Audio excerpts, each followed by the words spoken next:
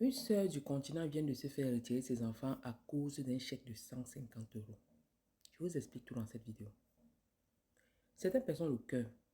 Vous savez, ici en Europe, il y a ce qu'on appelle les prestations lorsque tu as des enfants. Donc, des différentes aides, logement, nutrition, transport, bref, loisirs et tout le reste.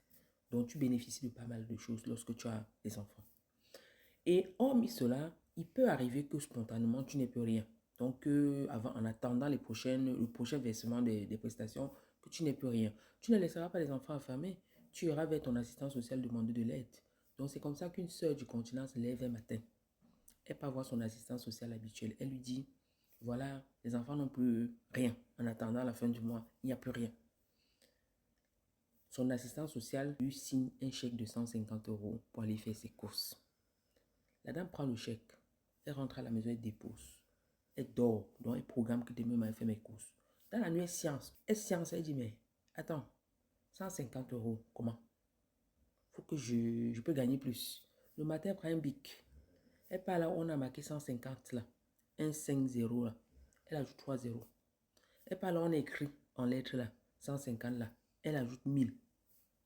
Donc, là, voilà désormais en possession d'un chèque dûment signé par la région avec le cachet TAC de 150 000 euros. La dame prend donc le chèque et part déposer à la banque. Le virement passe.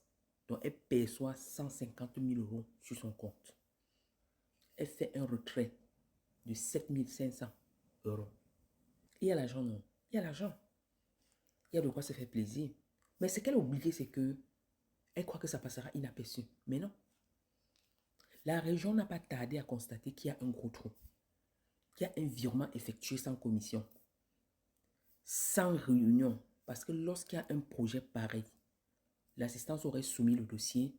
Ce dossier passerait en commission plusieurs fois pour qu'on puisse valider. Mais la région n'a rien reçu. On n'a rien qui justifie ce virement. C'est donc ainsi que, premièrement, la région interpelle la banque. C'est comment? Vous avez fait un virement comme ça, pourquoi? La banque dit, oh, je n'y suis pour rien. J'ai perçu le chèque, dûment signé, cacheté, et j'ai fait le virement. Donc, il n'y a pas de faute. Le chèque était propre. La région dit, mais c'est bizarre. On interpelle la dame, le destinataire des fonds. On lui demande que, maman, c'est comment? Notre continentaliste dit que, oh, moi je n'y suis pour rien. Les enfants avaient faim. Je suis allée voir l'assistance sociale comme d'habitude et elle m'a signé un chèque de 150 000 euros. Quand j'ai vu moi-même, j'ai vu que c'était beaucoup. Après, je me dis, ah, qui suis-je pour refuser? Donc, j'ai pris le chèque, j'ai déposé. D'accord? Ok. Les enquêtes suivent leur cours. On arrive au niveau de l'assistance sociale. L'assistance sociale demande que, mais l'assistance sociale dit, je n'ai pas signé le chèque de 150 000. Notre soeur en face là, jacasse, en oubliant même qu'il y a les souches. C'est comme ça que l'assistance sociale sort la souche. Que voici le chèque que j'ai signé. On prend les deux trucs qu'on dépose comme ça. On comprend tout de suite. Face à ceci, elle n'aura plus rien à dire. Notre soeur, notre continentaliste de tous les temps. Et c'est donc comme ça qu'on la prend, on la jette d'abord en cellule pour 3 mois. Le temps de la juger. Vous voyez les choses comme ça. Et quand vous faites les choses et vous ne sciencez pas. Tu n'as pas sciencé, ma soeur. Est-ce que tu as pensé à ces enfants? Les enfants sont placés. Quand tu sortiras de là, est-ce que tu pourras encore récupérer tes enfants? Tu sais que tu paieras cher, non? Parce que même si on te met en prison, là, il va falloir que tu rembourses. Hein. Et quand tu rembourses, là, ce n'est pas les 7 500 euros que tu as retirés. C'est que tu auras une grosse amende. Donc, si tu ne dis gâché, tu as gâché la vie de tes enfants pour une minable somme. Tu penses que 150 000 euros, c'est quoi? Par rapport à la vie de tes enfants. C'est terminé, c'est fini. On t'a pris tes enfants, tu ne les verras plus. Hein. Sois-en sûr. Parce que là, tu as volé la région. Tu as volé la région. Et ce n'est pas seulement un vol. Tu as détourné, tu as falsifié. Tu as falsifié une fraude. Comment tu peux faire ça?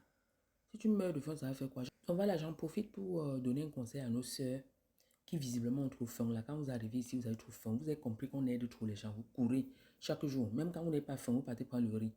Allez-y prendre le riz. Et juste le riz là qui va vous prendre. Même si vous avez faim, sachez très bien que Rester à la maison avec les enfants à longueur de journée ne signifie pas que tu ne peux pas développer une activité. Tu peux ouvrir ton ordinateur, ton téléphone. Tu développes quelque chose qui te prendra 1 heure de temps par jour. Ça t'évitera justement d'aller demander ce supplément-là. Qui déjà est un danger parce que toi-même tu es en train de dire indirectement que tu es en difficulté. Tu es incapable de garder tes enfants.